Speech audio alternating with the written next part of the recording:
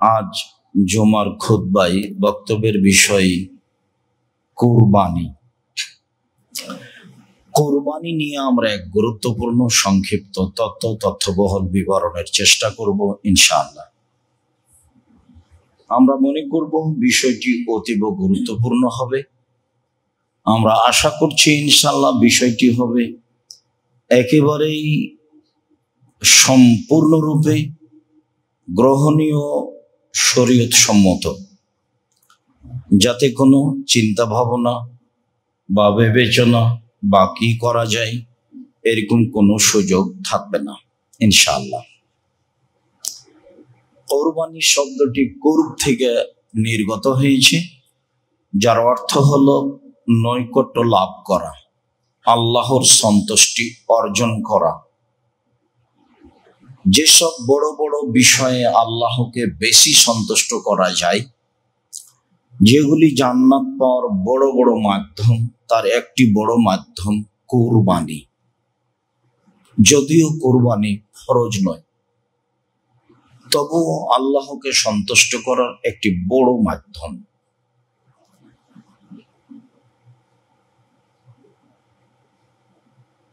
আজ থেকে নিয়ে প্রায় ৫,৫০০ বছর পূর্বে ইরাকের ব্যাবিলন শহরের উর নামক গ্রামে ইব্রাহিম আলাইহিস সালাম জন্মগ্রহণ করেছিলেন। তিনি যে কুরবানি করেছিলেন সে কুরবানি আমাদের কুরবানি। তবে কুরবানি প্রথা আদম আলাইহিস সালাম থেকেই চালু রয়েছে। এ ব্যাপারে আল্লাহ তাআলা বলেন, ওয়াতলু আলাইহিম নাবা ইবনাই আদম বিল হক। মুহাম্মদ সাল্লাল্লাহু আলাইহি সাল্লাম আপনি আদমের দুই ছেলের ঘটনাটি মানুষের সামনে পড়ে পরিবেশ করুন। ঘটনা সত্য। তারা দুই ভাই আল্লাহর নিকটে কুরবানি পেশ করেছিল। তাদের দুইজনের একজনের কুরবানি কবুল হয়েছিল, অপরজনের কুরবানি কবুল হয়নি। বলছিলাম, কুরবানি প্রথা আদম আলাইহিস সালাম থেকেই চালু রয়েছে। আদম আলাইহিস সালামের এক ছেলে এক মেয়ে একসাথে জন্ম নিত। আগের ছেলে পরের মেয়ে, পরের ছেলে আগের মেয়ে, এভাবে তিনি বিবাহ দিতেন। কাবিলের সাথে জন্ম নিয়েছিল ইগলিমা, আর হাবিলের সাথে জন্ম নিয়েছিল লিওয়াজা। ইকলিমা দেখতে বেশি সুন্দরী ছিল লিওয়াজার চেয়ে। সময় আসলে আদম আলাইহিস সালাম দুই ছেলেকে বিবাহের প্রস্তাব দিলেন। তাতে কাবিল প্রস্তাব প্রত্যাখ্যান করল। কাবিল বলল, আমার সাথে যে মেয়ে জন্ম নিয়েছে আমি তাকে বিবাহ করতে ইচ্ছুক। তখন আদম আলাইহিস সালাম পরিস্থিতি দেখে বললেন, আচ্ছা ঠিক আছে, তোমরা দুই ভাই কুরবানি পেশ করো, যার কুরবানি কবুল হবে সেই ইকলিমাকে বিবাহ করবে।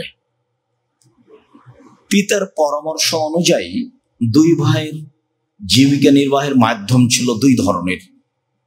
কাবিলের জীবিকা নির্বাহের মাধ্যম ছিল জমি চাষ মর্মে কাবিল কিছু গম কুরবানি হিসেবে পেশ করলো, আর হাবিলের জীবিকা নির্বাহের মাধ্যম ছিল পশু প্রাণী পালন। তাতে তিনি একটি দুম্বা কুরবানি হিসেবে পেশ করলেন। তখন কুরবানি কবুলের পদ্ধতি ছিল আকাশ থেকে আগুন এসে জ্বলে যাবে, যার কুরবানি জ্বলে যাবে তারই কুরবানি কবুল হয়েছে বলে প্রমাণ হবে। অবশ্য বিষয়টি এখন থাকলে আমরা বুঝতে পারতাম কার টাকা হালাল আর কার টাকা হারাম। আল্লাহ তাআলা আমাদের প্রতি দয়া করে গোশত খাওয়ার অনুমতি দিয়েছেন। এর অর্থ এই নয় যে আমরা মুখে আল্লাহকে সন্তুষ্ট করার আশায় হারাম টাকা দিয়ে কুরবানি করব, তা আদৌ ঠিক নয়। বলছিলাম, সম্মানিত দিনী ভাই বোন, আকাশ থেকে আগুন এসে দুম্বা চলে গেল, গমগুলি থেকে গেল। এতে কাবিলের ক্ষোভ বেড়ে গেল। কাবিল ভাবল, আমি সমাজে অপমান হয়ে গেলাম। হাবিল সমাজে সম্মানিত হলো। বিবাহ করতে পারেনি ইকলিমাকে, সেই জন্য কাবিল হাবিলকে হত্যা করেছে, বিষয়টি এমন নয়। বরং নিজের মান সম্মান ঢাকতে গিয়ে কাবিল একদা হাবিলকে বলল, দেখো আমি তোমাকে হত্যা করব। তখন হাবিল বলল, দেখো তুমি আমাকে হত্যা করো, তবে আমি তোমাকে হত্যা করব না। তুমি তোমার পাপ আর আমার পাপ নিয়ে বিচারের মাঠে উঠিও। রাসূল সাল্লাল্লাহু আলাইহি সাল্লাম বলেছেন, পরিস্থিতি খুব জটিল হয়ে গেলে সমাজে বাহিরে যায়ও না, বাড়িতেই থাকিও। তো সাহাবীগণ বললেন, পরিস্থিতি এত জটিল যে আমি বাড়িতে থাকলেও মানুষ আমাকে এসে মারবে, তখন কি করব? তখন আল্লাহ রাসূল বললেন, আচ্ছা ঠিক আছে, তাহলে আদমের 2 ছেলের ভালোটার মতো হয়েও। কেউ যদি তোমাকে ঘরে মারতে আসে, তুমি বলিও, ঠিক আছে তুমি মারো, আমি তোমাকে মারবো না, এই কথা তুমি বলিও। পৃথিবীর অবস্থা এমন একদিন আসবে, মানুষ আপনাকে বাড়িতে ধরে মারবে, পরিস্থিতি এত জটিল হবে। সময়ের গতিতে কাবিল হাবিলকে হত্যা করলো, লাশ পড়ে আছে। কাবিল কি করবে ভাবতে পারে না। ইতিমধ্যে 2টি কাক আসলো। আল্লাহ তাআলা বলেন, একটি কাক আর একটি কাকের সাথে লড়াই করে মেরে ফেললো। জীবিত কাকটি মরে যাওয়া কাককে একটা গর্ত খুঁড়ে মাটিতে পুঁতে দিল। কাবিল বুঝতে পারলো হাবিলকে কি করতে হবে। অপমান বোধ মনে করে কাবিল একটা গর্ত খুঁড়ে হাবিলকে মাটিতে পুঁতে দিল। আজও অমুসলিমকে মাটিতে পুঁতে দেওয়ারই বিধান রয়েছে। যখন আলী রাদিয়াল্লাহু তাআলা আনহু আল্লাহ নবীকে বললেন যে আপনার চাচা ইন্তেকাল করেছে, আল্লাহ নবী বললেন, যাও ওকে নিয়ে গিয়ে গর্ত খুঁড়ে মাটিতে পুঁতে দাও। আমি তো চেষ্টা চালিয়েছিলাম, আমি বলেছিলাম, চাচা আপনি লা ইলাহা ইল্লাল্লাহ বলেন, বাকিটুকু বিচারের মাঠে আমি দেখে নেব কি করা লাগে। তো সে তো আমার কথা মানেনি। মেনে নিলে তো এখন রাসূল সাল্লাল্লাহু আলাইহি ওয়াসাল্লামের পদ্ধতিতে গোসল হতো, জানাজা হতো, কাফন দাফন হতো। যেহেতু আমার কথা আমার চাচা মানেনি, কাজে তুমি মাঠে নিয়ে গিয়ে গর্ত খুঁড়ে মাটিতে পুঁতে দাও। বুখারী মুসলিম। সম্মানিত দিনী ভাই বোন, তাই হলো, এই হলো ইতিহাস। আমাদের কুরবানি ইব্রাহিম আলাইহিস সালামের কুরবানি। ইব্রাহিম আলাইহিস সালাম তার স্ত্রী সারাকে সাথে নিয়ে এক এলাকা দিয়ে পার হচ্ছিলেন। সেই এলাকায় স্বামী স্ত্রী পার হতে পারে না। তার সাথে ছিল পৃথিবীর সবচেয়ে সুন্দরী নারী সারা। বুখারী মুসলিমের হাদিসে এসেছে, পৃথিবীতে সবচেয়ে সুন্দরী মহিলা ইব্রাহিম আলাইহিস সালামের স্ত্রী সারা। হয়তোবা পৃথিবীতে সবার চেয়ে সুন্দরী, আর না হয় সেই যুগে পৃথিবীতে যত নারী ছিল সবার চেয়ে সুন্দরী। ঐতিহাসিকগণ বলতে চেয়েছেন, ইউসুফ আলাইহিস সালাম মানুষ হিসাবে সবচেয়ে সুন্দর মানুষ ছিলেন, এই জন্য যে ইউসুফ আলাইহিস সালাম পেয়েছিলেন দাদির চেহারা, দাদির রূপ, যার কারণে মানুষ হিসাবে ইউসুফ আলাইহিস সালাম সবচেয়ে সুন্দর মানুষ ছিলেন। বলছিলাম, পরিস্থিতি বিকৃতি দেখে ইব্রাহিম আলাইহিস সালাম বললেন, সারা তোমাকে যদি জিজ্ঞাসা করে এইটা কে, তাহলে তুমি বলিও এটা আমার ভাই। আমি কিন্তু তাদেরকে বলেছি তুমি আমার বোন। তুমি যদি এখন বলো এটা আমার স্বামী, তাহলে আমি একজন মিথ্যুক মানুষ প্রমাণ হয়ে যাব, যা আমি চাই না। তবে সারা মনে রেখো, মাটির উপরে 2 জন মুসলমান, আমি আর তুমি, এই হিসাবে আমরা 2 জন ভাই বোনও বটে। বহু চেষ্টা করার পরেও রক্ষা হলো না।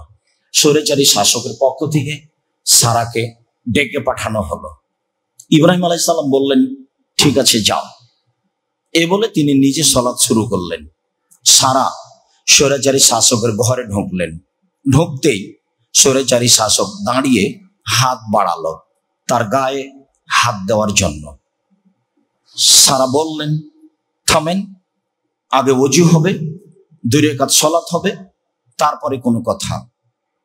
তিনি ওযু করলেন, 2 রাকাত সালাত আদায় করলেন, তারপরে আল্লাহকে বললেন, আল্লাহুম্মা, হে আল্লাহ, ইন কুনতু আমানতু বিকা ওয়া বিরাসূলিকা, আমি যদি তোমাকে আল্লাহ বলে মেনে নিয়ে থাকি আর তোমার নবী ইব্রাহিমকে বলি না আমি স্বামী, আমি বলছি তিনি নবী, আমি যদি তাকে নবী বলে মেনে নিয়ে থাকি আর আমার জীবনে যদি আমার লজ্জা স্থান আমার স্বামী ছাড়া কাউকে ব্যবহার করতে না দিয়ে থাকি, এই কথা 3টে যদি সত্য হয়, ফালা তুসাল্লিত আলাল কাফেরা, তাহলে নির্জনে এই স্বৈরাচারী শাসক যেন আমার গায়ে হাত লাগাতে না পারে। যা বললেন তাই হলো, দেরি হলো না। অজ্ঞান হয়ে স্বৈরাচারী শাসক মাটিতে পড়ে গেল, পা ছড়াতে লাগলো, মারা যাবে। সারা দেখলেন বেগতি, মারা গেলে আমরা স্বামী স্ত্রী মানুষ হত্যা করেছি বলে আটকা পড়ব।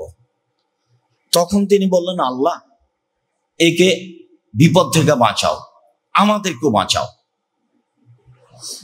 স্বৈরাচারী শাসক ভালো হয়ে গেল, আবারও অন্যায়ের জন্য হাত বাড়ালো। সারা আবারও বললেন পূর্বের কথা, ঘটনা তাই হলো। বারবার যখন 3 বার হয়ে গেল, তখন স্বৈরাচারী শাসক বলল, এই কে আছো? তোমরা তো একে আমার কাছে পাঠিয়েছে, তো মানুষ নয়, এ তো শয়তান, তোমরা একে নিয়ে যাও। আর ইব্রাহিমকে, হাজেরা নামে মেয়েটিকে দাসী হিসেবে, কাজের মানুষ হিসেবে উপঢৌকন দান করে দাও, উপঢৌকন দিয়ে দাও। বলল খারাপ, ফলাফল ভালো। তো সম্মানিত দিনী ভাই বোন, ইনি সারা।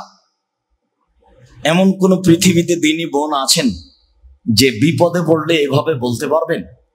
দেখেছেন কেমন সাহস, ইমানের কত গতি। বলছেন, আমি যদি তোমাকে বিশ্বাস করে থাকি, আমি যদি ইব্রাহিমকে নবী বলে মেনে নিয়ে থাকি, আমার জিন্দেগিতে আমার লজ্জা স্থান আমার স্বামী ছাড়া কাউকে ব্যবহার করতে না দিয়ে থাকি, কথা ঠিক হলে এই নির্জনে এই লোকজন আমার গায়ে হাত লাগাতে না পারে। এটা তার জোরালো দাবি, বুখারী মুসলিমের হাদিস। হাতে হাতে অজ্ঞান হয়ে গেছে। দেখুন, আপনি যাওয়ার সময় একটা বই নিয়ে যাবেন, উপদেশ। উপদেশ বই একটা আলোচনা আছে আল্লাহ ভরসা, বিবরণগুলি দেওয়া আছে কোরআন মাজিদ থেকে এবং বুখারী মুসলিম থেকে। জীবনে চেষ্টা করেছি মানুষের কাছে সঠিক ধর্ম পৌঁছানো, চেষ্টাতে ত্রুটি করেছি, তা আমার মনে বলে না। যদি ভুল হয়ে থাকে তাহলে চেষ্টাই ভুল হয়েছে, আর যদি ভুল না হয়ে থাকে তাহলে যা বলেছি, যা লিখেছি তা সত্য বলেছি, সত্য লিখেছি। কোনো স্বার্থ দিয়ে কোনো কাজ করিনি বলে আমার দৃঢ়তা। যাক, সারা হাজারাকে সাথে নিয়ে স্বামীর কাছে চলে গেলেন, বললেন স্বৈরাচারী শাসক সফল হতে পারেনি, তাকে আল্লাহ ব্যর্থ করেছে। সে একটা কাজের মেয়ে দাসী হিসেবে হাজারাকে সাথে দিয়েছে। 3 জন মানুষ চললেন স্বদেশে, বসবাস করতে লাগলেন। এক পর্যায়ে হাজেরা সারাকে বললেন, হাজেরা, আমাদের তো কোনো ছেলে মেয়ে নেই, তুমি তো দাসী হিসেবে আসো, তো তুমি আমার স্বামীর সাথে বিবাহ বন্ধনে আবদ্ধ হও, যদি আমাদের কোনো ছেলে মেয়ে হয় ভালো হবে। তো হাজেরা বললেন, দেখেন আপা, যা আছি ভালো আছি, বিবাহ হলে ভালোবাসায় ফাটাল ফাটবে, তখন আমরা টিকতে পারবো না, এমনিতেই থাকি। এরপরেও সারার বারবার বলার কারণে এক পর্যায়ে হাজেরার সাথে ইব্রাহিম আলাইহিস সালামের বিবাহ হয়ে গেল। এতে জন্ম নিল ইসমাইল আলাইহিস সালাম। পরিস্থিতি যা হওয়ার তাই হলো। 2 জনের মধ্যে, হাজেরা ও সারার মাঝে গন্ডগোল দেখা দিল। পরিস্থিতি দেখে ইব্রাহিম আলাইহিস সালাম দুধের বাচ্চা ইসমাইল এবং স্ত্রী হাজারাকে নিয়ে চললেন সৌদি আরব, কাবা ঘরের পানে। কিভাবে গেলেন লম্বা পথ, ইরাক ফিলিস্তিন থেকে, আল্লাহ ভালো জানেন। ফাওয়াজাহুমা ইনদা দাওহাতা ফাওকা জামজামা আলাল মসজিদে। দুধের বাচ্চা ইসমাইলকে এবং স্ত্রী হাজেরাকে কাবা ঘরের পাশে জমজম কূপের উপর পাকুড় গাছের নিচে রেখে দিয়ে উল্টা মুখে চললেন, কিছু না বলে। পিছে পিছে স্ত্রী হাজেরা হাঁটতে লাগলেন আর বলতে লাগলেন, আয়না তাজহাব ইব্রাহিম, ইব্রাহিম কোথায় যাচ্ছেন? আয়না তাজহাব ইব্রাহিম, ইব্রাহিম কোথায় যাচ্ছেন? আয়না তাজহাব ইব্রাহিম, ইব্রাহিম কোথায় যাচ্ছেন? এমন একটা উপত্যকায় ছেড়ে যাচ্ছেন যেখানে মানুষ তো নেই, নেই ঘাস পাতাও নেই। আপনি তো আমাকে কিছু বলবেন, কিছু বলবেন না আমাকে? না, ঘুরেও দেখছেন না, কিছু বলছেনও না। নিরুপায় হয়ে স্ত্রী বলছেন, আল্লাহ আমারা কাহা যা, আল্লাহ কি আপনাকে এইভাবেই চলে যেতে বলেছেন? যেখানে মানুষ নাই, যেখানে ঘাস পাতা নাই, সেখানে আপনি আমাকে ছেড়ে যান কিভাবে? এটা কেমনে হয়? আল্লাহ কি আপনাকে এভাবেই চলে যেতে বলেছেন? ইব্রাহিম আলাইহিস সালাম ওই দিকে মুখ করে বললেন, না, আমার কিছু করার নেই, তিনি এভাবেই চলে যেতে বলেছেন। নাম শব্দ ছাড়া, হ্যাঁ শব্দ ছাড়া ইব্রাহিম আলাইহিস সালাম কিছু বলেননি। একটু দূরে গিয়ে সানিয়া পাহাড়ে পৌঁছে কাবা ঘরের দিকে মুখ করে তিনি হাত তুলে দোয়া করে বলছেন, রব্বানা, হে আমার প্রতিপালক, ইন্নী আসকানতু মিন যুরিয়াতি বিওয়াদিন গায়রি যি যারইন ইনদা বাইতিকাল মুহাররম, আমার পরিবারের কিছু অংশ রেখে দিলাম আমি তোমার কাবা ঘরের পাশে, অথচ কাবা ঘর নেই, কিছুই নাই সেখানে, জমজম কূপও নেই। বুখারী মুসলিমের হাদিসে এসেছে, তিনি রেখে দিলেন জমজম কূপের পাশে, কাবা ঘরের পাশে, জমজম কূপের উপর। তো এবার তিনি হাত তুলে দোয়া করছেন, প্রতিপালক, আমি আমার পরিবারের কিছু অংশ রেখে দিলাম তোমার কাবা ঘরের পাশে, যেখানে মানুষও নেই, যেখানে ঘাস পাতাও নেই। একটু আগে স্ত্রী যে ভাষা বললেন আরবি ভাষায়, সে ভাষা তিনি কোরআনের ভাষায় বললেন আরবি ভাষায়। তখন স্ত্রী বললেন, এদান, আচ্ছা ঠিক আছে, ফালা ইউযায়্যিনুল্লাহু তাআলা, যেহেতু আল্লাহ আপনাকে চলে যেতে বলেছেন, কাজে আল্লাহ আমাকে ধ্বংস করবেন না। কি সাহসে তিনি থাকবেন আল্লাহ ভালো জানেন। এর নাম আল্লাহ ভরসা। কিভাবে থাকবেন, কি খাবেন, সন্ধ্যা হলে কি হবে, বাচ্চা কি খাবে, সেটা বলার কোনো ভাষা নেই। এইদিকে এখন রেখে দিলাম, তবে একটু যে বাচ্চার পাশে এসে বাচ্চাকে বেগতি দেখে দৌড়িয়ে সাফা পাহাড়ে গেলেন পানির আশায়, ঘুরে আসলেন, মারোয়া পাহাড়ে গেলেন পানির আশায়, ঘুরে আসলেন, 7 বার ঘোরাঘুরি করলেন, কোনো পথ হলো না। নিজের বাচ্চার কাছে আসছে, দেখি কি হতে পারে। বাচ্চার কাছে পৌঁছাপাছি যখন একেবারে পাশে পৌঁছে গেছেন, তখন কে যেন বলছে, কি চান? মানে জিবরাইল বলছেন, আমি পানি চাই, আমার ছেলের অবস্থায়। তো জিবরাইল আলাইহিস সালাম একটি পায়ের আঘাত করলেন, তখন জমজম পানি ফুটে বের হলো একবারে জোরে। হাজেরা পানি ঠেকানোর চেষ্টা করেছিলেন। মানুষে বলে জমজম মানে ঠেকানো। পানি যদি উনি ছেড়ে দিতেন তাহলে সারা পৃথিবী সব জায়গায় পানি ছড়িয়ে পড়তো। খায়রুল মায়াল ওয়াজিল আরজম মাউ জমজম, পৃথিবীর সবচেয়ে উত্তম পানি হলো জমজম পানি। জমজম পানি খাদ্য, জমজম পানি ঔষধ, এ কথা মুহাম্মদ সাল্লাল্লাহু আলাইহি ওয়াসাল্লাম বলেন। হাদিস বুখারী মুসলিম। বাকি আলোচনা থেকে যাক। ইব্রাহিম আলাইহিস সালাম রেখে চলে গেলেন, অনেকদিন পরে আসলেন, আহাল পরিবার দেখে আসি। ইতিমধ্যে ছেলে বড় হয়ে গেছে, একটু দৌড়াতে পারে। ফালাম্মা বালাগা মাহু সায়, যখন বাচ্চা দৌড়াতে পারে, খুব সুন্দর চেহারা, ঢকঢক ঝকঝকে টকটকে ছেলে, 5-7 বছর বয়স হতে পারে। এসে বাচ্চাকে দেখে বলছেন, বোনাইয়া, ও আমার আদরের ছেলে, ইন্নি আরা ফিল মানামে আন্নি আদবাহকা ফানজুর মাজা তারা। বৎস, আব্বু আমি স্বপ্নে দেখছি তোমাকে কুরবানি করছি, তোমার মতামত কি? ছেলে বলছে, তার মানে বুঝ হয়েছে। ছেলে বলছে, ইয়া বাতিফাল মা তুমারু সাতাজিদুনি ইনশাআল্লাহু মিনাস সাবিরিন। আব্বা, আপনি যা স্বপ্নে দেখেছেন তা বাস্তবায়ন করুন, আপনি আমাকে ধৈর্যশীল পাবেন।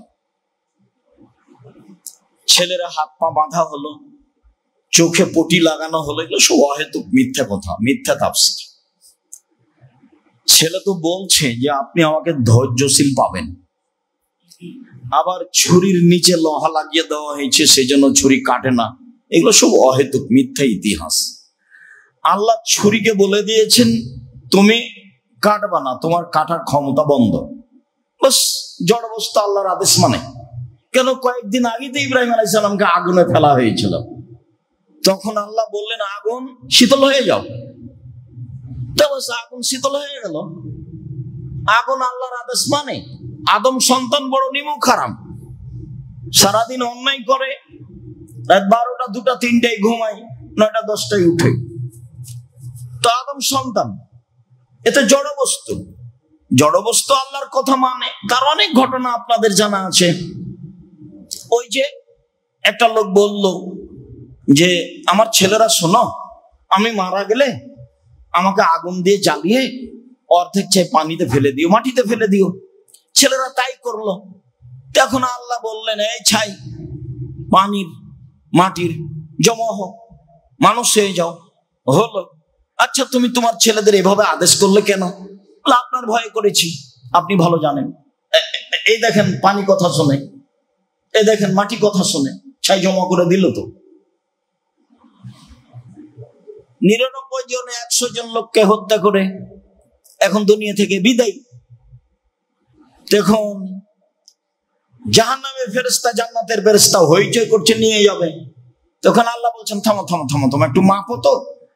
মাওলানা সাহেবকে জিজ্ঞাসা করার জন্য যে গ্রামে যাচ্ছিল, এখন লাশ যেখানে পড়ে আছে, তো গ্রাম দূরে আছে না যে পথ বেশি হেঁটে গেছে সেই পথ আগিয়ে গেছে, কোনটা? তো মেপে দেখা গেল যে পথ বেশি হয়ে গেছে হেঁটে যাওয়াটা। তো লাশ তো ওখানেই পড়ে আছে, কোথায় যাবে? আল্লাহ গ্রামকে বলেছেন গ্রাম আগিয়ে আসো। আর যে গ্রামে লাশ পড়েছে সেই গ্রামকে আল্লাহ বলেছেন সরে যাও। গেছে, জড় বস্তু কথা শুনে। ছুরিকে বলে দিয়েছে কাটবে না, বাস কাটে না, হয়ে গেছে। 90 বছরের বৃদ্ধ মানুষ, যাবেন, চুল দাড়ি পেকে গেছে, মিনা মাঠে ছেলেকে নিয়ে গেছেন, কেউ নাই দেখার। আল্লাহ দেখছেন, ফেরেশতা দেখছেন আকাশ থেকে।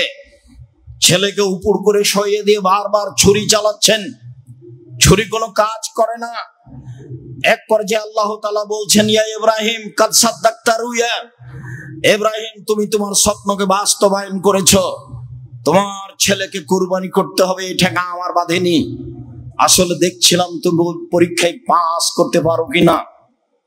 ইন্না হাদা লাহুল বালাউল মুবিন, এটা তোমাকে বিরাট পরীক্ষা, তুমি পরীক্ষায় পাস করে গেছো।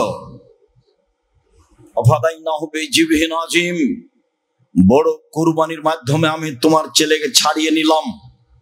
যেই পশুটি আমি আদম আলাইহিস সালামের ছেলেরা হাবিলের কুরবানি হিসেবে দিয়ে জ্বালিয়ে রেখেছিলাম, সেইটি আবার তোমাকে কুরবানি করতে দিলাম।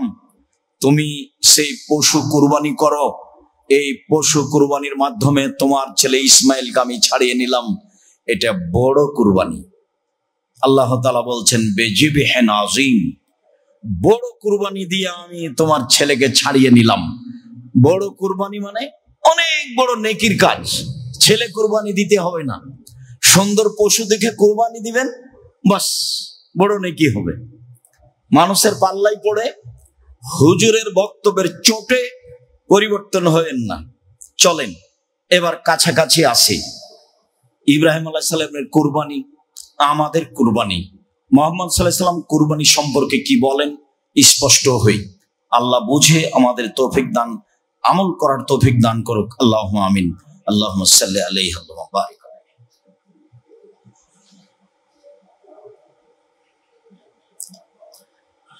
আলহামদুলিল্লাহ ওয়াহদা ওয়াসসালাতু ওয়াসসালামু আলা মান লা নাবিয়্যা বা'দা। আবু হুরায়রা রাদিয়াল্লাহু তাআলা আনহু বলেন, রাসূল সাল্লাল্লাহু আলাইহি সাল্লাম বলেছেন, মান কানা লাহু সা' ওয়া লাম ইজাহি ফালা ইয়াকরাবান্না মুসাল্লানা। যার অর্থ সম্পদ আছে কুরবানি করার, সে যদি কুরবানি না করে তাহলে সে যেন আমার ঈদের মাঠে না আসে। এই কথা মুহাম্মদ সাল্লাল্লাহু আলাইহি সাল্লাম বলেন। তাহলে কি কুরবানি ফরজ? জি না, কুরবানি ফরজ নয়। আল্লাহ রাসূলের একটু জোর দিলেন মানুষ যেন নেকি করে। আবু বকর সিদ্দিক রাদিয়াল্লাহু তাআলা, ওমর রাদিয়াল্লাহু তাআলা মাঝে মধ্যে কুরবানি করতেন না। কেন? যাতে করে মানুষ কুরবানিকে ফরজ মনে না করে। তবে কুরবানি একটি বড় মাধ্যম জান্নাতের। বিশাল কুরবানি দিয়ে আল্লাহ ইব্রাহিমের সন্তানকে ছাড়িয়ে নিয়েছেন। সেই কুরবানি আমাদের কুরবানি। কুরবানির কিছু বিধান। জাবের রাদিয়াল্লাহু তাআলা আনহু বলেন, রাসূল সাল্লাল্লাহু আলাইহি সাল্লাম বলেছেন, লা তাসবাহু ইল্লা মুসিন্নাহ, দাঁত ছাড়া কুরবানি করো না। পশু কেনার সময় দাঁত দেখে নিতে হবে। যদিও ছাগলের বয়স 1 বছর হলে তার দাঁত পড়ে যায়, গরু 2 বছর হলে দাঁত পড়ে যায়, উট 5 বছর হলে দাঁত পড়ে যায়। সাধারণত বাচ্চা ছেলে মেয়ের বয়স 7 বছর হলে সামনের দাঁত পড়ে, এটা স্বাভাবিক বয়স। ভেড়া ভেড়ি, দুম্বা দুম্বি, ছাগল ছাগি 1 বছর হলে দাঁত পড়ে যায়। দাঁত দেখেই কুরবানি করতে হবে, এ কথাই ঠিক। আলী রাদিয়াল্লাহু তাআলা আনহু বলেন, রাসূল সাল্লাল্লাহু আলাইহি সাল্লাম আমাদেরকে আদেশ করেছেন, আন নাস্তাসরিফাল আয়না আল ওজনা, কুরবানি কেনার সময় দেখে নিব চোখ, দেখে নিব কান। কুরবানি কেনার সময় দেখে নিব চোখ, দেখে নিব কান। কান কাটা হয় না যেন, চোখ টেরা হয় না যেন, লেজ সুন্দর হয় যেন, খুর ভালো থাকে যেন। বারা ইবনে আজিব রাদিয়াল্লাহু তাআলা আনহু বলেন, সুইলা রাসূলুল্লাহ সাল্লাল্লাহু আলাইহি সাল্লাম মাজা ইত্তাকা মিনাজ জাহায়া, কুরবানি দেখলে কিনলে কি কি দেখে কিনবো, এটা আল্লাহ রাসূলকে জিজ্ঞাসা করা হয়। তখন আল্লাহ রাসূল বললেন 4টি। 1, আল আরজাল বাইয়িনু জালওয়াহা, স্পষ্ট ল্যাংড়া হয় না যেন। আল আওয়ারাল বাইয়িনু আওয়ারাহা, স্পষ্ট কানা হয় না যেন। আল মারিজাল বাইয়িনু মারাদোহা, স্পষ্ট রোগা হয় না যেন। আল আযফা আলিদ লাতুনকি, গায়ে গোস্ত নেই এমন হয় না যেন। তাহলে সব মিলে কুরবানির পশু কেনার সময় দেখতে হবে দাঁত আছে কিনা, দাঁত উঠেছে কিনা, দেখতে হবে চোখ সুন্দর কিনা, দেখতে হবে কান কাটা নয় ঝকঝকে টকটকে কিনা, দেখতে হবে পায়ে ল্যাংড়া নাকি, দেখতে হবে লেজ কাটা নাকি, দেখতে হবে শিং আছে কিনা, দেখতে হবে মোটা তাজা কিনা, দেখতে হবে রোগা কিনা। সব মিলে দেখে পশু কুরবানি করতে হবে, অত্র বিবরণে বোঝা যায়। সময়ের গতিতে আরো কিছু বোঝা যাবে, আপাতত এই পর্যন্ত বলে আর একটি বিধানে যায়।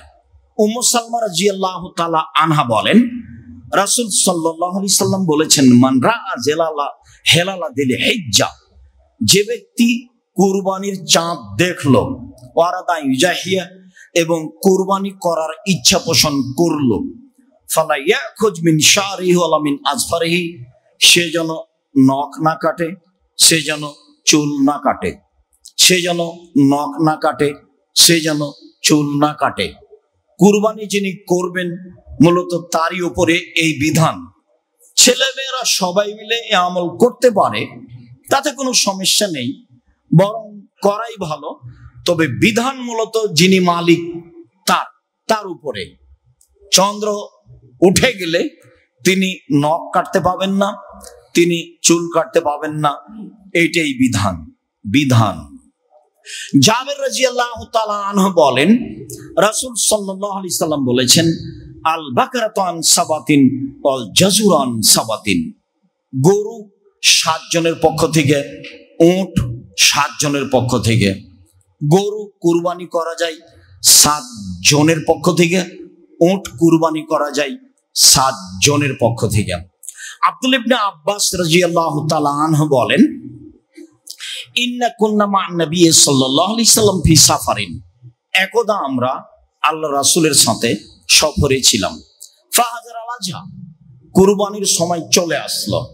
ফাস্তারাকনা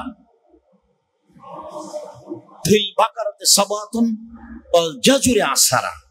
আমরা গরুতে 7 জন অংশগ্রহণ করলাম আর উটে 10 জন অংশগ্রহণ করলাম।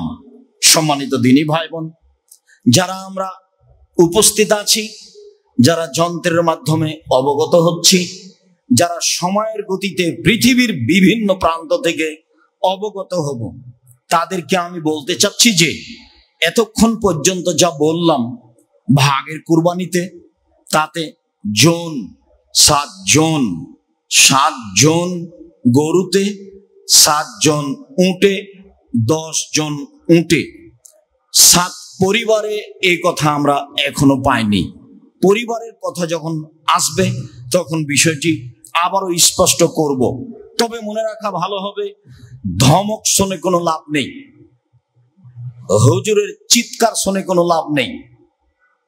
হুবাহু প্রমাণ হতে হবে, এটাই কথা। যদি জন হয় জন, যদি পরিবার হয় পরিবার।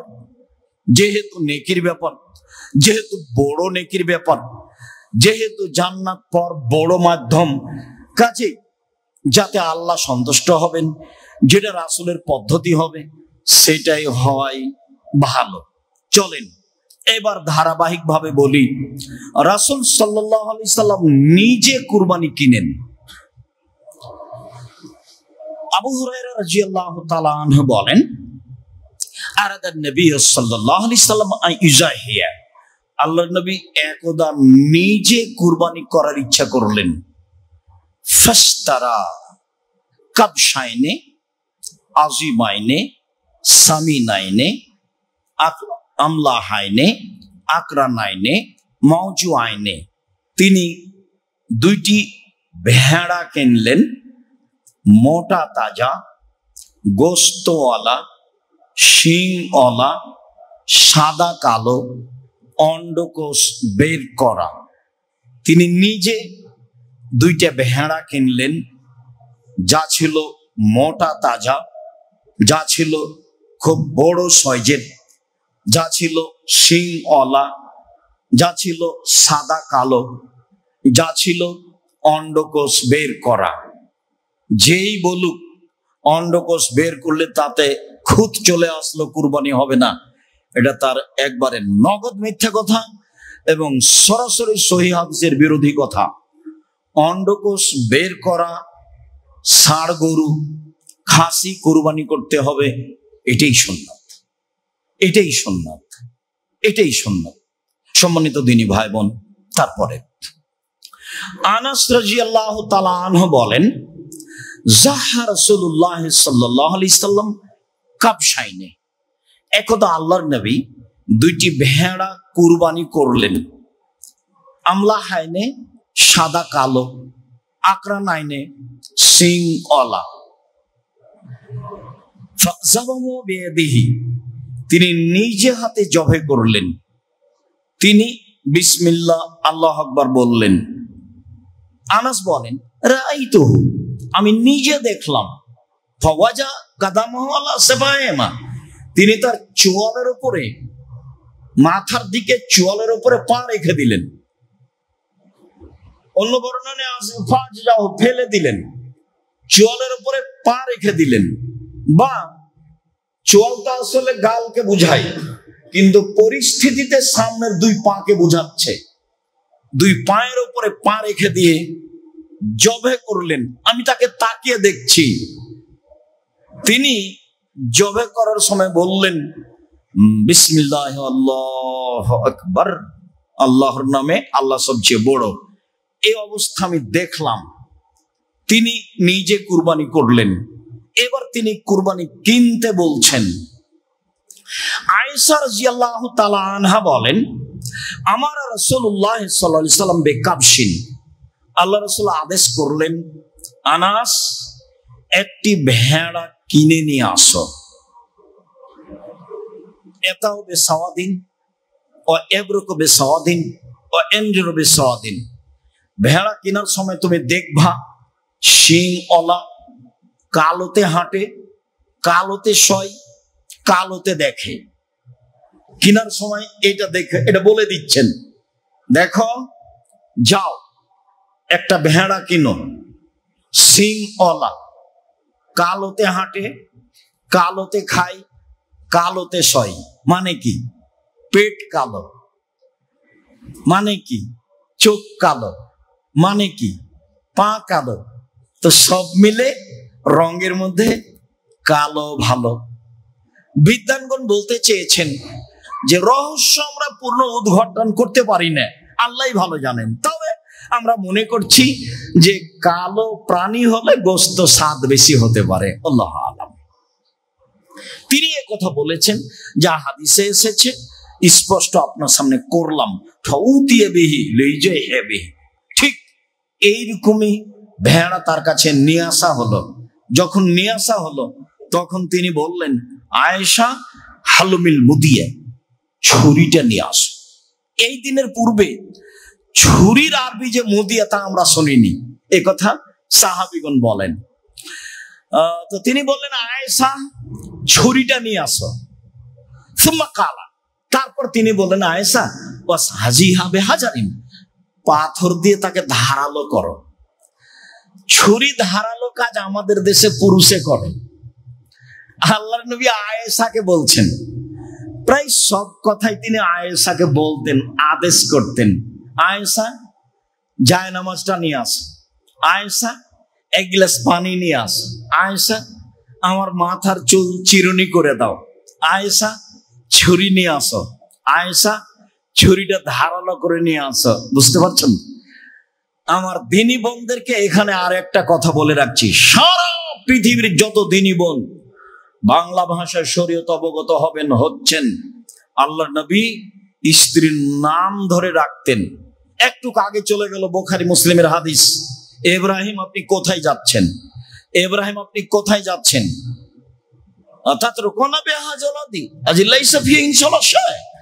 আপনি এমন একটা উপত্যকা রেখে যাচ্ছেন যেখানে মানুষজন নেই, ঘাস পাতাও নেই, বারবার স্বামীর নাম ধরে ডাকছেন। তো ইব্রাহিম কি কোনো সাধারণ মানুষ? ইব্রাহিম আমার মত আর আপনার মতো দেশের প্রেসিডেন্ট, দেশের মন্ত্রী। ইব্রাহিম আলাইহিস সালামের কাছে আপনার 5 পয়সা দাম আছে? পৃথিবীর এত বড় মানুষকে তার স্ত্রী বলছেন ইব্রাহিম, মানে স্বামীর নাম ধরে ডাকাই ভালো। কেউ যদি বলে স্বামীর নাম ধরে ডাকলে বেয়াদবি, বেয়াদবি বলাই বেয়াদবি। মানুষের নাম ধরে ডাকতে হবে, এটাই সুন্নাত। দেশের কোন কোন জায়গাতে আছে, কোন মহিলা যদি স্বামীর নাম ধরে ডাকে তাহলে তার স্বামী মারা যাবে, ও স্বামীকে খেয়ে নিলে ও হলো কুলক্ষণী বউ। এগুলো প্রথা আছে। পরস্পরের নাম ধরে ডাকলে ভালোবাসা, ভ্রাতৃত্ব বাড়ে। দেখেন না, আপনি বারবার বলছেন আয়েশা ছুরিটা নিয়ে আসো, ছুরিটা ধারালো করে নিয়ে আসো। ফাফালাত, তাই করলেন। ফাঁকা যাহা, ভেড়াটা হাতে নিলেন। ওয়াখাজাল কাবসা, ছুরিটা হাতে নিলেন, ভেড়াকে হাতে নিলেন। আয়েশা বলছেন ফাজা যাহু, তিনি ফেলে দিলেন, দিয়ে বলছেন বিসমিল্লাহ আল্লাহুম্মা তাকাব্বাল মিন মুহাম্মদ ওয়া আলে মুহাম্মদ ওয়া উম্মতে মুহাম্মদ। আল্লাহ, তোমার নামে কুরবানি করছি, এটা তুমি কবুল করো। মুহাম্মাদের পক্ষ থেকে, মুহাম্মাদের পরিবারের পক্ষ থেকে, মুহাম্মাদের উম্মতের পক্ষ থেকে। বিসমিল্লাহ আল্লাহুম্মা তাকাব্বাল মিন মুহাম্মদ ওয়া আলে মুহাম্মদ। আপনি এখন বলবেন বিসমিল্লাহ আল্লাহু আকবার। আমার পক্ষ থেকে, আমার পরিবারের পক্ষ থেকে দিয়ে জবে করা শুরু করবেন। বাকি আরবি আপনার বলার দরকার নাই। বিসমিল্লাহ আল্লাহু আকবার, আমার পক্ষ থেকে, আমার পরিবারের পক্ষ থেকে। এবার চলেন যাই, ধারাবাহিক কয়েকটা হাদিস পেশ করি যে আপনার পক্ষ থেকে আর আপনার পরিবারের পক্ষ থেকে একটি প্রাণী কুরবানি করতে হবে। প্রমাণে এই বুখারী মুসলিমের হাদিস এক, যেটা এখন বললাম এইটা। এই যে বলছেন আল্লাহ তুমি এই কুরবানি কবুল করো আমার পক্ষ থেকে, মুহাম্মাদের পরিবারের পক্ষ থেকে আর মুহাম্মাদের উম্মতের পক্ষ থেকে। তাহলে তার পক্ষ থেকে আর তার পরিবারের পক্ষ থেকে একটি ভেড়া কুরবানি করলেন। হাদিস বুখারী মুসলিম 2। আয়েশা রাদিয়াল্লাহু তাআলা আনহা বলেন, ইন্না রাসূলুল্লাহ সাল্লাল্লাহু আলাইহি সাল্লাম আনহারা আন আলি মুহাম্মদ ফি হাজ্জাতিল ওয়াদা'i বাকারাতান ওয়াহিদা। আল্লাহর নবী তার পরিবারের পক্ষ থেকে একটি গাভী গরু কুরবানি করেছিলেন বিদায় হজে। হাদিস বুখারী। আল্লাহর নবী তার স্ত্রীদের পক্ষ থেকে, তার পরিবারের পক্ষ থেকে একটি গাভী, একটি গরু কুরবানি করেছিলেন। হাদিস বুখারী। আব্দুল্লাহ ইবনে হিশাম বলেন, কানা নবী সাল্লাল্লাহু আলাইহি সাল্লাম ইজাহি বিসাত আন জামিয়া আহলিহি। আল্লাহর নবী একটি ভেড়া কুরবানি করেছিলেন তার পরিবারের সবার পক্ষ থেকে। একটি ভেড়া কুরবানি করেছিলেন তার পরিবারের সবার পক্ষ থেকে। মেখলাত ইবনে হানিফ বলেন যে ইন্না কুন্না মান নবী সাল্লাল্লাহু আলাইহি সাল্লাম বিআরাফাতা ফি হাজ্জাতিল ওয়াদা'i। আমরা রাসূলের পাশে ছিলাম বিদায় হজের দিন। আমরা রাসূলের পাশে ছিলাম বিদায় হজের দিন। তিনি বক্তব্যের এক পর্যায়ে বললেন, ইয়া আইয়ুহান নাস, হে পৃথিবীর মানুষ, মনে রেখো, ইন্না আলা কুল্লি আহলি বাইতিন ফি কুল্লি আমিন উজিয়া। প্রত্যেক পরিবারের পক্ষ থেকে একটি কুরবানি হতে হবে। হে পৃথিবীর মানুষ, মনে রেখো, কিয়ামত পর্যন্ত অন্তত একটি পরিবারের পক্ষ থেকে একটি প্রাণী কুরবানি হতে হবে। আতা ইবনে ইয়াসার রাদিয়াল্লাহু তাআলা আনহু বলেন, সাআলতু আবু আইয়ুব আল আনসারী, আমি আইয়ুব আনসারীকে জিজ্ঞাসা করলাম, আচ্ছা ভাইজান, কাইফা কানাতি যাহায়া ফি আহাদি রাসূলিল্লাহ সাল্লাল্লাহু আলাইহি সাল্লাম, রাসূলের যুগে কুরবানির প্রথাটা কেমন ছিল? রাসূলের যুগে সাহাবীগণ কিভাবে কুরবানি করতেন? এটা জিজ্ঞাসা। এখন আবু আইয়ুব আনসারী বিশিষ্ট সাহাবী, উনি বলছেন, কানা রাজুলু ইজাহি বিসাত, লোক মানুষ জবে করত একটি ছাগল, আনহু ওয়ান আহলি বাইতিহি, তার পক্ষ থেকে, তার পরিবারের পক্ষ থেকে। ফায়াকুলুনা ওয়া ইয়াতিমুনা, তারা খেত খাওয়াতো, খেত খাওয়াতো, খেত খাওয়াতো। এখন পর্যন্ত আপনার সামনে 4 থেকে 5টি হাদিস পেশ করলাম, সবই প্রমাণ করে ব্যক্তি ও তার পরিবারের পক্ষ থেকে একটি প্রাণী, ব্যক্তি ও তার পরিবারের পক্ষ থেকে একটি প্রাণী। হজের মৌসুমে তিনি কুরবানি করেছিলেন 100টি উট, 63টি নিজে হাতে করেছিলেন, বাকি আলীকে করতে বলেছিলেন। ওই বুখারী মুসলিমের হাদিসে বোঝা যায়, যেহেতু কুরবানি অনেক বড় নেকির কাজ, যার যেমন টাকা আছে সে তেমন করে নেবে, নেকি হিসেবে 10টা, 2টা, 5টা, একটা, যে যা পারে। সম্মানিত দিনী ভাই বোন, এখানে আর একটু কথা বলার পূর্বে আবারও পিছে ফিরে আসি। পিছে ফিরে এসে বলি, জরুরি কথা যে ভাগে কুরবানির প্রমাণে কোনো হাদিস নেই। ভাগে কুরবানির প্রমাণে আছে জন, ব্যক্তি। যদিও হাদিসগুলি সফরের সাথে সম্পৃক্ত, সফরের কথা না বললেও ব্যক্তি ও পরিবারের পক্ষ থেকে কোনো হাদিস নেই। এ যাবৎ 1990 সাল থেকে নিয়ে এখন পর্যন্ত 7 পরিবারের পক্ষ থেকে একটি প্রাণী কুরবানি করতে হবে এমন কোন হাদিস আমরা অবগত হতে পারিনি।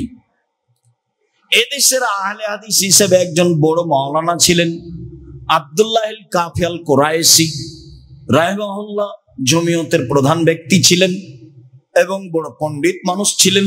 আল্লাহ তাকে মাফ করুক, তার কবরের শাস্তি মাফ করুক, তার কবরকে প্রশস্ত আলোকিত করুক। তিনি বলেছেন, একটি গরুতে 7টি পরিবার অংশগ্রহণ করবে এমন কোন হাদিস অবগত আমি নই। আর আমি আব্দুর রাজ্জাক বিন ইউসুফ সাধারণ মানুষ, একেবারেই সাধারণ। আপনাকে আমি খুব ভালোবাসি। আমার দীর্ঘ 35 বছরের তদন্তে আমার বিদ্যা কম, তদন্ত করি বেশি, আপনার বিদ্যা বেশি, এটা আমি মেনে নিই। আমার তদন্তের অভাব নাই আলহামদুলিল্লাহ। তাতে আমার অবগতিতে একটা গরুতে, একটা প্রাণীতে 7টা পরিবার অংশগ্রহণ করবে এমন কোন হাদিস এই যাবৎ প্রমাণ হয়নি, কিয়ামত পর্যন্ত প্রমাণ হবে না বলে আমার জোরালো দাবি। সম্মানিত দিনী ভাই বোন, ইনশাআল্লাহ। এরপরে আমি বলছি, পরিবারের পক্ষ থেকে পশু কুরবানি করুন। টাকা বেশি আছে, ঢাকায় ব্যবস্থা রয়েছে আজও উট কুরবানি করার, করেন, উট কুরবানি করেন, বেশি নেকির ব্যাপার। একাধিক করেন। তো টাকা কম আছে, ষাঁড় করেন, কয়েক লক্ষ টাকা দিয়ে বড় মোটা তাজা হৃষ্টপুষ্ট ষাঁড় কিনেন। টাকা কম আছে, খাসি কিনেন। টাকা কম আছে, ছাগি কিনেন। ছাগি বুঝি না, যেগুলো বাচ্চা দেয়। টাকা কম আছে, ভেড়া ভেড়ি কিনেন। আজও বাজারে ভেড়া ভেড়ির দাম সবচেয়ে কম। একটা ভাগা নিতে যা টাকা লাগবে তাতে অন্তত 3টে ভেড়া কিনে পাওয়া যাবে। আপনি কার কথাই পড়ে ভাগে কুরবানি কিনতে গেলেন? আবার কলিজা নিয়ে সমস্যা, আবার হাড় নিয়ে সমস্যা, আবার ভাগ নিয়ে সমস্যা। এতদিন তো নাড়ি ভুঁড়ি নিত না মানুষ, এখন তো নেই। নাড়ি ভুঁড়ি নিয়ে সমস্যা, পা নিয়ে সমস্যা।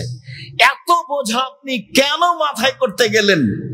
যতই ধমক দেখাক না কেন, বলার গতি এভাবে আছে। কে বলেছে চলবে না? এইভাবে বলা আছে। আমি ওইভাবে বলিনি, তবে আমি বলছি আমার 35 বছরের তদন্তে ভাগে পরিবারের পক্ষ থেকে কুরবানির কোনো প্রমাণ নেই। 7 জন আছে, 7 পরিবার নেই। আশা যে আমি কথা স্পষ্ট করতে পেরেছি। সম্মানিত দিনী ভাই বোন, দ্বিতীয় যেটা বলতে চাচ্ছি সেটা হলো এই যে দেখে কিনতে হবে ঠিকঠাক আছে কিনা, কান, নাক, লেজ, দাঁত, পা রোগা কিনা, মোটা তাজা কিনা, শিং আছে কিনা। শুনুন, হাদিস সহিহ। কিনে নিয়ে এসে যদি শিং ভেঙে যায় তাহলে এটা বিক্রি করে দেন, আর একটা কিনেন। যদিও অনেকে বলতে চেয়েছেন যে কিনে যদি নিয়ে আসার পরে ভেঙে যায় তাহলে করতে পারে, আপনি পরিবর্তন করে দেন, সেটাই ভালো। নিখুঁত প্রাণী কুরবানি করেন। আমি আপনাকে জোরালো ভাবে অনুরোধ জানাচ্ছি, আপনি আমার দিনী ভাই, আপনি আমার দিনী বোন। জরুরি কথা যে চন্দ্র উঠলে নখ কাটা যাবে না, চুল কাটা যাবে না, এটাই বিধান। তবে পশু প্রাণী প্রয়োজনে জবাই করতে পারেন। আত্মীয় স্বজন এসেছে, গরু ছাগল জবাই করবেন না, সেটা করেন, তাতে কোনো সমস্যা নেই। আপনি নখ কাটতে পাবেন না, আপনি চুল কাটতে পাবেন না। জরুরি বিধান যে যেহেতু বড় নেকি, যার যত টাকা বেশি সে তত দামি পশু কিনবে, একাধিক কিনবে, এ কথাই ঠিক। সারা জীবন 3 ভাই 3 জায়গায় থাকলেন, ঢাকায় চাকরি করলেন, কুরবানির সময় এসে বলছেন চলো যাই আমরা 3 ভাই একটা গরু কিনি। আপনাদের অর্থ সম্পদ পৃথক, ব্যাংক অ্যাকাউন্টও পৃথক, আজকে কোন দুঃখে 3 ভাইয়ের টাকা দিয়ে একটা গরু কিনলেন? হ্যাঁ, আমার পরামর্শ শোনেন, 3 ভাইয়ের টাকা দিয়ে একটা গরু কিনেন, সেটা আপনার আব্বার নামে করেন, আর আপনারা 3 ভাই মিলে 3টা ছাগল কুরবানি করেন, তাহলে সবারই হলো। দেখেন তো পরামর্শটা ভালো হয় কিনা, এটাই হতে হবে। আপনি কম দামে কিনেন, দেখে সুন্দর বাজার একটা ছোট্ট ছাগল কিনেন, দাঁত হয়েছে বেশ সুন্দর ঝকঝকে, 10,000 12,000 15,000 কিনেন। ভুল পথে যাচ্ছেন কেন? সারা জীবন ভিন্ন থাকলেন, কুরবানিতে এক হয়ে গেলেন। আপনি বুঝলেন নিজের মতো, আল্লাহ বুঝে না।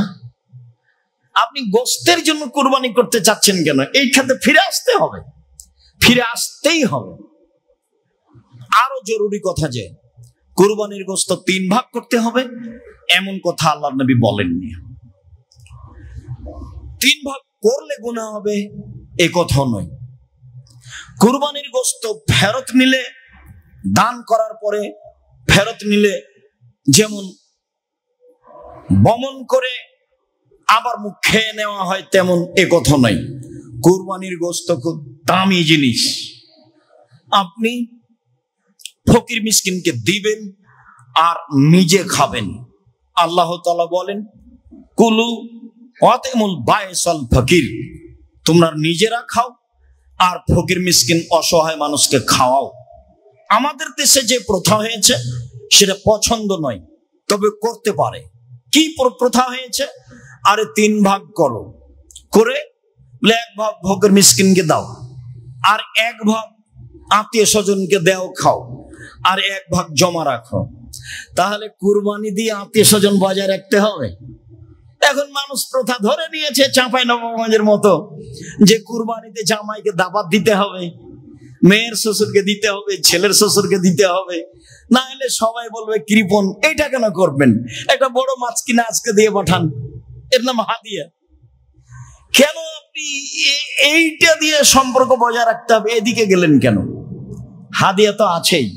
সম্মানিত দিনী ভাই বোন, কুরবানি দিয়ে আত্মীয় স্বজনের সম্মান রক্ষা করতে হবে বলে হিসাব। হাদিয়া দিয়ে আত্মীয় স্বজনের সম্মান রক্ষা করতে হবে এবং পরহেজগার মানুষকে হাদিয়া দিতে হবে, খাবার জন্য বলতে হবে, এটাই বিধান। বলছিলাম 3 ভাগ করলে গুনাহ হবে কি? জি না। 3 ভাগ না করলে গুনাহ হবে কি? জি না। ভালো, বরং কি করতে হবে? বরং খান আর দিয়ে দেন, খান আর দিয়ে দেন। দেওয়ার মতো যদি মানুষ না থাকে তো 2-1 কেজি দিয়ে সবই রেখে দেন, কোনো সমস্যা নেই।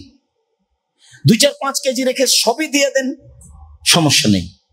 বুখারী মুসলিমের হাদিসে এসেছে, আল্লাহ নবী আলীকে বললেন, আলী সব গোশত ফকির মিসকিনকে ভাগ করে দাও, ওর চামড়া ভাগ করে দাও, ওর গায়ের যে শীতের দিনে দেওয়ার যে একটা ঝুল, একটা কাপড় ছিল, একটা জিনিস ছিল যার গায়ে দেওয়া পশুটার, সেটা দিয়ে দাও ফকির মিসকিনকে। হাদিস বুখারী মুসলিম। আলী কসাইকে এখান থেকে গোশত দিবা না, কসাইকে টাকা দিয়ে কসাই ডেকে নিয়ে আসো। 2000 থেকে 10,000 লোক তাতে আসে যায় না। আজকে অন্তত গোশত দিয়ে তাকে খুশি করতে হবে না। হ্যাঁ, আপনি যদি মনে করেন যে আমার বাড়ির কসাই, পাশের কসাই খুব নিঃস্ব মানুষ, সেটা ভিন্ন জিনিস। আপনি তাকে বলবেন না যে তুমি আমার সাথে কাজটা করে দিলে সেই জন্য এটা দিচ্ছি, এটা আপনি বলবেন না। বলবেন দেখো তুমি গরিব মানুষ, এই যে 2000 টাকা নেও, আর গোশতটা আমি তোমাকে নিঃস্ব মানুষ হিসেবে দিলাম। কসাই কি দিতে আল্লাহ রাসূল নিষেধ করেছেন? নিষেধের পদ্ধতি বের করতে হবে, নিষেধেই থাকতে হবে। সম্মানিত দিনী ভাই বোন, আমি আপনাকে জিনিসটি বোঝানোর চেষ্টা করেছি।